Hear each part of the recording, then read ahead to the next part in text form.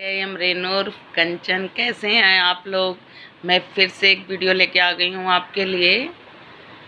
आज आजकल राधा रानी की जन्माष्टमी गई है निकल के, फिर महालक्ष्मी के व्रत आ रखे हैं जो गुप्त होते हैं। 16 व्रत महालक्ष्मी के होते हैं जो गुप्त व्रत होते हैं, ज़्यादा ना किसी को बता के। अगर आप व्रत रहते हैं 16 दिन के और पूजा पाठ सुबह शाम नियम से करते हैं तो माँ लक्ष्मी सच में आपके घर हमेशा हमेशा के लिए विराजमान होती हैं और वो बहुत बहुत आपको खुशियाँ देती हैं, हर प्रकार की आपको सुख समृद्धि देती हैं। साथ में आप विष्णु भगवान का भी जाप करें और माँ लक्ष्मी का जाप करें। अगर पूरे दिन व्रत ना रह सकें तो फलाहार करके पूरे दिन और शाम को एक टाइम आप कुछ खा सकते हैं, जैसी आपकी इच्छा है या जैसी माता रानी की इच्छा है। देखो, हमारे करे तो कुछ भी नहीं होता, माता रानी हमें जैसे व्रत करा देंगी। जैसे हम कभी कभी नवरात्रे रखते हैं तो कोई पूरा दूध पे ही मतलब दूध पीकर ही रह जाता है, कोई पानी पीकर ही रहता है और कोई दिन भर फल खाता है तो भी उसको भूख लगी रहती है, कोई एक टाइम खाना खाता है। तो जिस ऐसे ही भगवान का कोई भी व्रत होता है, अगर उनकी बहुत बहुत श्रद्धा है इंसान की और भगवान का आशीर्वाद है तो वो उसका व्रत कैसे भी निपट जाता है।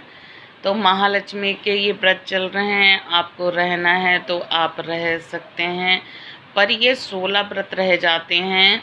और माता रानी की पूजा करें जैसे जैसे आपकी श्रद्धा हो, जो आपके पास हो। चाहे एक धूप बत्ती लगा के ही माँ को प्रसन्न कर सकते हैं या फिर बहुत बड़ा अच्छा सा कर सकते हैं कुछ, जैसे सजाना मंदिर को। और 16 दिन बाद आपको लड़कियां या जो शादीशुदा लेडीज़ होती है या लड़कियां होती हैं उनको खाना खिलाना 16 लड़कियों को और उनको दक्षिणा आदि जो भी देना, जैसे भी आप रह सकते हैं। पर मैं एक बात बता दूं, माँ लक्ष्मी के 16 व्रत बहुत ही अच्छे हैं। इसमें हमारे लक्ष्मी नारायण का आशीर्वाद होता है और हमारे भोलेनाथ माता रानी पार्वती का आशीर्वाद भी होता है, क्योंकि शिव शक्ति जहाँ है वहीं कृष्ण राधे हैं, वहीं विष्णु लक्ष्मी हैं। जहाँ लक्ष्मी नारायण हैं वहाँ ही शिव शक्ति हैं। ये अर्धनारीश्वर ऊर्जा दोनों को मिलके बनती है, तो राधा कृष्ण शिव शक्ति एक ही हैं जिस नाम से आप उनको बुलाओगे। दूसरी बात गाइस, आप कोई बात को, कोई भी बात हो, कोई भी कठिनाई हो, कुछ भी हो, आप उसका सॉल्यूशन सोचा करिए। आप उसको याद ज़्यादा लंबा ना करिए। मेरे कहने का मतलब है जो मेरी लाइफ में मेरे साथ हुआ है वो मैं आप सबको वीडियो में बताती हूँ कि आपको थोड़ी सी गाइडेंस मिले और यूट्यूब वाले मेरा चैनल थोड़ा आगे बढ़ाएं तो काफ़ी लोगों को मेरी गाइडेंस मिले। देखो, ज़िंदगी में कभी कभी किसी की लाइफ में कर्मों के प्रति होता है और सच में ही अपने अपने कर्म होते हैं। ज़रूरी नहीं हम इस जन्म में कर्म कर रहे हैं तो हमें मिल रहा है, नहीं, हमारे पिछले जन्म में होते हैं। अगर कोई स्पिरिचुअली हर बातें मानता है तो उसको ये मानना पड़ेगा कि भगवान कुछ भी गलत नहीं करते हैं किसी के साथ, ना कोई इंसान करता है। कर्म जो होते हैं कर्म के हिसाब से उसको भगवान इंसानों को खड़ा करता है उसके सामने और आपस में जो भी लेना देना होता है। तो लेकिन इंसान थोड़ा अगर संभल के चल भी सकते हैं, लेकिन इंसान बहुत तगड़ा बदला लेते हैं या बहुत तगड़े पनिशमेंट करते हैं इंसानों को। ऐसा करना नहीं चाहिए, थोड़ा सोच लेना चाहिए कि चलो हमारे इसके कर्म बंधे हुए हैं, इसको हमें कुछ सुनाना है तो वो तरीके से सुना सकते हैं। लेकिन नहीं, आजकल के इंसानों को वो चीज़ें नहीं रही। पहले क्या करते थे, अगर कोई किसी को सामान देते थे तो बस ऐसे सुना देते थे, भैया आजकल मेरे पास कुछ है नहीं, आगे से मत मांगना, तो ऐसे सुना के कहते थे। लेकिन आजकल तो चल चल निकल यहाँ से, तेरे लिए मेरे पास कुछ नहीं है, इस टाइप से बोलना सीख गए हैं। तो उस टाइप से बोलना कि देखो आजकल हमारे पास पैसे की कमियां हैं और हमारे पास, ये बोलना और चल चल चल करके बोलना ये बहुत अलग हो जाता है। कोई नहीं, भगवान से प्रार्थना करिए। अगर आपके पास भगवान खुश हो गए, आप उनका आशीर्वाद हो गया तो ना तो आपको जीवन में किसी के आगे हाथ फैलाने की ज़रूरत पड़ेगी और ना गलत इंसानों से आपका पाला पड़ेगा, क्योंकि जब आपके भगवान आपके साथ होते हैं, आपके आगे होते हैं, तो आपका कोई गलत चीज़ से, किसी भी गलत चीज़ से पाला नहीं पड़ता है। तो मैं बताने जा रही थी वही बात कि अगर आपके जीवन में कोई भी कठिनाई आ जाए तो आप एक तो उस कठिनाई को बहुत बहुत शांत स्वभाव से सोचें। जब हमारे पास कठिनाई आती है और हम गुस्से में सोचते हैं, फिर वो कठिनाई और बढ़ जाती है और कठिनाई हमारा शरीर या हम ही झेलेंगे। तो वो हमारा शरीर और हम इतने गुस्से में आके और सोच के इतना ज़्यादा वीक हो जाते हैं कि वो कठिनाई डबल हो जाती है या नेगेटिविटी डबल हो जाती है। तो हमें ऐसा नहीं करना है।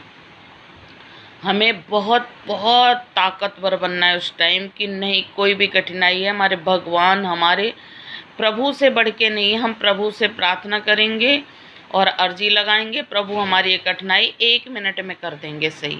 तो जब आप ऐसा विश्वास कर लेंगे ना कि हमारे प्रभु 1 मिनट में इस कठिनाई को सॉल्व कर देंगे, तो देखना आपकी कठिनाई छूमंतर हो जाएगी।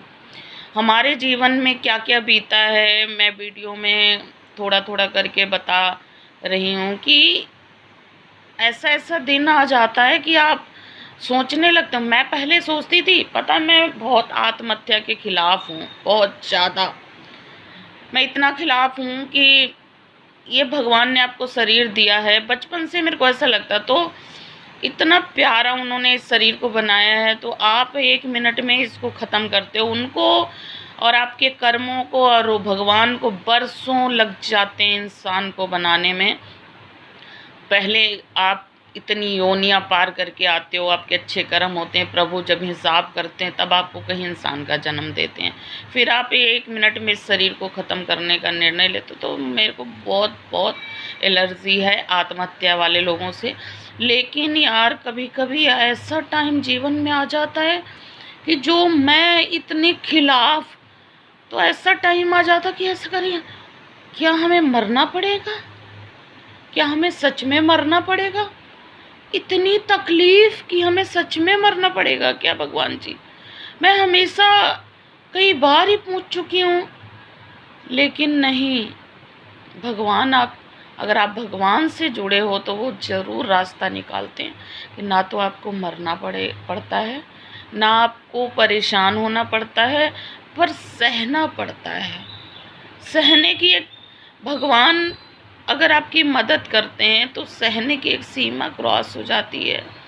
मैं तो बता भी नहीं सकती कि मैं एकदम इमोशनल होने लगती हूँ कि एक सहने की सीमा क्रॉस हो जाती है जब भगवान आपकी मदद करते हैं।